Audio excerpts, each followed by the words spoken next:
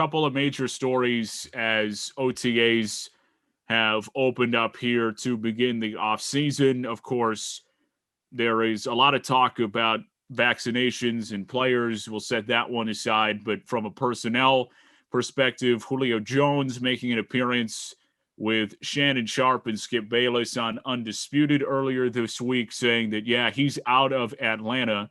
Now, that is not necessarily a surprise or something that was supposed to be kept under wraps because based upon the reporting that I have read, the idea was that they had come to this agreement, the Falcons and Julio Jones and his representation, a while before that was quote unquote announced. Of course, that one gained some traction because I don't know that Julio Jones exactly was made aware that he was on live television, but I think the situation is at least calmed down enough. We're good to go. But regardless, Julio Jones is going to be making his way out. Compensation has evidently dropped a little bit. Falcons holding out for potentially a first-round pick with the contract and the way they're going to have to rework a few things. Probably not realistic, looking more in the neighborhood, especially with a receiver at Julio Jones's age at a second or maybe even a third. But I'll pose the question as we get into this a little bit. Where and who is the best fit for Julio Jones as he makes it a second team in his NFL career? Well, before I answer your question, I just want to address the bizarre way Julio Jones made it official that he was not returning to Atlanta. I've never seen something like that before. I mean, I don't think he knew he was on the air. I mean, we knew he was probably not going to be in Atlanta, and he pretty much confirmed the rumors. But I don't I don't know the way that phone call was going. I don't think he knew he was on the air, and the Falcons definitely didn't know he was doing that. So again, that's a whole nother thing. But on to the task at hand here with Julio Jones.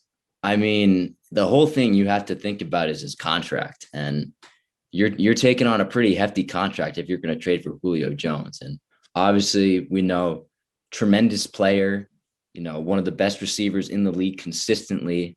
And really, it just comes down to the realistic possibilities where he could go. And I mean, this name will make people groan, but there's always talk about the Patriots.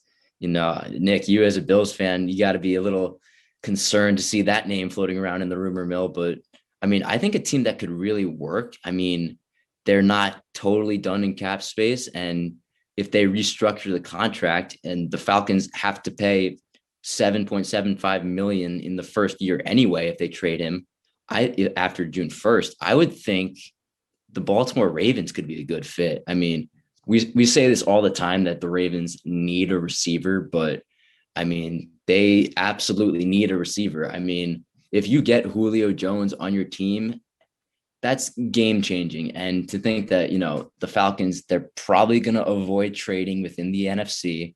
You don't want Julio Jones coming back and coming to haunt you every time you play him. So I don't know. I think Baltimore is a really good fit. They're in the market for a receiver. They have been for a while. I think this could work really well. I don't know about you. I think it would be an interesting fit. If I am the Ravens, I think it would be smart to be all over that potential trade. And here's why. It is very difficult to sell receivers who are free agents. And very rarely are top receivers like Julio Jones made available through free agency. So that might be even point number one. But when you're looking at the free agent landscape, to sell a receiver playing with Lamar Jackson, Mm-hmm. And that is nothing to do with necessarily what you might think of him as a quarterback, but it's the offense that they run. If you're a receiver, you're blocking 40 plays a game.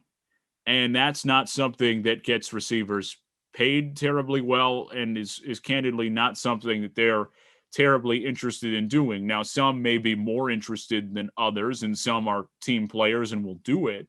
But I think the Ravens would have a very tough time attracting a top-level wide receiver to join them in free agency.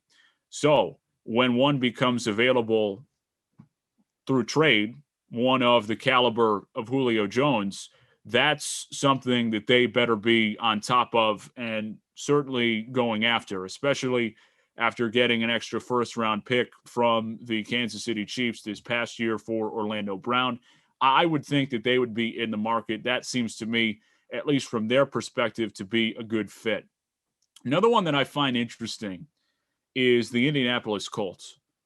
I think that Julio Jones would be an excellent fit in Indianapolis. Carson Wentz is going to need the weaponry. He's somebody who's trying to rebuild his career. How about Julio Jones as your number one wide receiver? And this is a team that is extremely well built. They will have to be very careful because Quentin Nelson's contract is coming up. They're in good cap situation right now, but Quentin Nelson's going to have to get paid. Darius Leonard is going to have to get paid. They're going to have to work with Carson Wentz's contract in the fold and some of the other guys that they're going to have to find a way to make sure they keep on their roster. So that is one that I would find particularly interesting. But I think that he could add another dimension to that Colts offense. I hate to say it, I am going to bring it up at least a little bit on these airwaves, but I think the Buffalo Bills would be an excellent fit for him. Now, the problem, of course, is again the negotiation of the money. The Bills don't have a ton of cap space, but anybody who is trading for Julio Jones, especially in this environment, will not. So it's going to require a restructuring of the contract anyway, because if the Falcons trade him, they post June 1st, they save the $7 million by delaying, but they would still be on the hook for, I believe it's 33. So they need to rework the contract, and they're going to do it because the Falcons are willing to trade him. We're going to get to Aaron Rodgers in a second here, and that's why Aaron Rodgers being traded never made any sense, because the Packers aren't willing to work with him on changing the contract and move him out of town. It just won't work. So they'd be better off just letting him sit out the year if that was something he was interested in doing, and then that would be the end of it from a cap situation. So I think the Bills would be a good fit too, adding him with Stephon Diggs. But I let me say it this way. Julio Jones is a great fit on any team that he goes to. So it's really about who's going to go in and make the strongest offer to me in reading the situation, because let's not pretend like Julio Jones wouldn't be great on any team that he goes to. And as someone that is interested in seeing the Bills succeed, of course, I'd be interested in seeing him go there. But pick whoever you like. The Jets, he'd be a great fit for the Jets. Somebody who'd come in and be a bona fide number one wide receiver for Zach Wilson in year one, or the Patriots for Mac Jones.